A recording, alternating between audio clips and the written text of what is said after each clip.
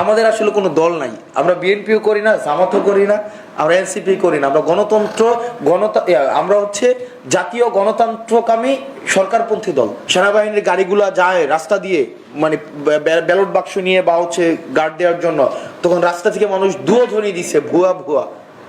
একটা জেনারেলকে পদত্যাগ করছে, বলছে যে না আমরা একটা এই প্রেসক্রিপটিভ প্রি ডিটারমাইন্ড একটা ইলেকশনের আমরা সাক্ষ্য হব না। একজন বলছে, বলে নাই কিন্তু। আজকে এই প্রশাসন এবং পুলিশ, আমরা চরিত্রটার পরিবর্তনের নির্ণায়ক আসলে কি, আমরা কিভাবে বুঝবো যে আসলে তাদের এই যে মনস্তাত্ত্বিক পরিবর্তনটা ঘটেছে। আমরা দেখেছি এখন কিন্তু উনারাও আবার ক্যাবলা পরিবর্তন করেছে। আমি একজন প্রশাসক বলছে যে আমাকে বললো যে হাসান দেখো, আমাদের আসলে কোনো দল নাই, আমরা বিএনপিও করি না, জামাতও করি না, আমরা এনসিপি করি না, আমরা আমরা হচ্ছে জাতীয় গণতন্ত্রকামী সরকারপন্থী দল।